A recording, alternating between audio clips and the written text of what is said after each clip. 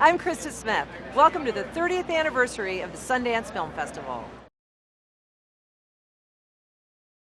You've got a documentary here called Le Bear about the male dancers strip scene, I guess you would say, maybe. I feel like strip club. Strip club. Yeah, strip club in Dallas, Texas, called Le Bear, which is like the legendary, infamous male strip club. It's been there. You know, male stripping started in the late 1970s, which I was kind of fascinated about. I didn't know that either in the documentary, which is excellent. I'm like, where did he find these guys? And of course, well, because they're doing it.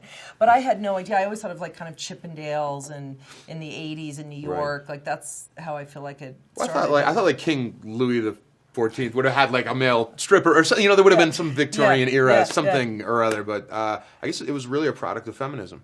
I mean, that's really what it was. And as Randy Master Blaster so eloquently puts it in the film, women wanted their rights to equal naked asses, so they got it. Randy Master Blaster is his own. I want the T-shirt. He's going to have a whole new. He's coming.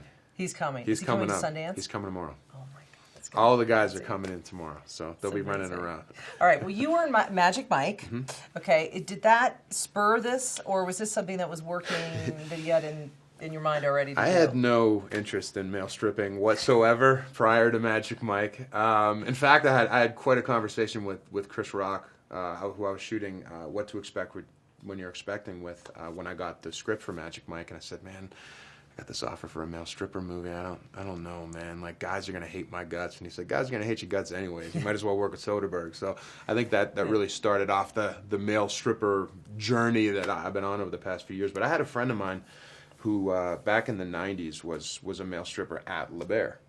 And when I got the part in the movie, I called him up and took him out to lunch and picked his brain, and the stories he told me were the most outrageous, hilarious, funny, rock star lifestyle stories I'd ever heard. And so when my brother and I started our production company, we thought, man, if nobody's ever done this, we should go and shoot a documentary about this, because I think there's so many misperceptions and misunderstanding about the world, and so we wanted to kind of shed light on this subculture.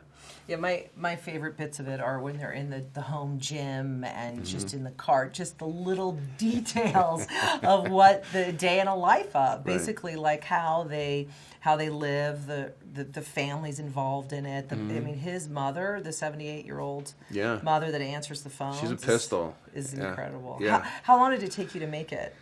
Well, this is the crazy part. We shot last year in December for 3 days, and then we came back 6 months later in July for maybe 5 days. So, and we had enough to shoot 3 movies with, which is unheard of for a documentary. And it really was just a testament to us.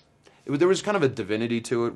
We just consistently wound up in the right places at the right time with the camera on, pointed in the right direction. It just flowed. It was this weird kind of magical experience when we shot. What I think would have taken most people years to get, we got in 8 days total, which is crazy. It's incredible. And by the way, it makes me want to go to Le Bear. I was thinking of I got to go to a Texas road trip, and kind of, it's like a different Texas you don't even think of, too. No. For me. Well, that was interesting to us, because when we thought, okay, let's figure out who these guys are. Let's get inside the lives of the guys who do this for a living. We thought, okay, well, there's Vegas, obviously, the Vegas shows. There's Miami. But I thought that Vegas and Miami had too much of an identity as a city that would have permeated what we were trying to do. We needed like a scientific control group as much as we could. And Dallas was the perfect place. And for whatever reason, this club has flourished. And all of the greatest male entertainers, since the late 70s have all come from this club for whatever reason. So it was a really interesting kind of slice of life. You get a little bit of that Texas, Dallas feel, but you also really get a controlled understanding of, what goes into doing this as a profession. Right. Well, congratulations. Thank you. Now let's talk a little bit about True Blood. Okay. What do we got coming up? Can you tell us anything? This is it, right? Yeah, this is it. So, they got to, finish off every storyline that they can. And, if there's blood to be shed, you got to shed it now. And, if there's sex to be had, you got to have it now. So they've got to get everything out before it ends. So It's going to be really exciting, and I think it's it's the right time to do it. I think the fans are ready, and we're certainly ready, and it's going to be exciting. All right, so there's a lot of football this weekend. Where are you going? I know you're a Pittsburgh guy, so sadly the Steelers did not make the cut this year. I'm a Bronco fan, so we've got Pats and the Broncos. We've got San Francisco and Seattle. Yep. Who do you want to see in the Super Bowl? Well, I'd like to see Peyton Manning get it. I'll never forgive the Patriots for cheating against us in 2005 in the AFC Championship when we were 15-1. I'll never, ever forgive that. So Patriots got to go.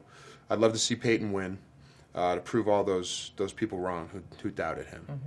There's just a strong place in my heart for people that are doubted by the masses, and I just want to see him cram it down their throat. But I love the Seahawks. I like the way they play defense. So and their running back. I mean, he's a monster. So I don't know. I'd like to see Seahawks, Broncos, and I'd like to see Peyton get it.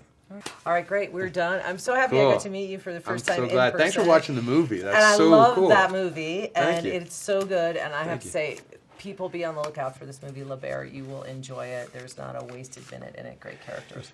Great story, too. Thank you. Dallas. Dallas never looked like that. I don't even know what Dallas looks like. Well, we're bringing Dallas to Park City this weekend, so all the guys will be here. So we'll be running around with all of them.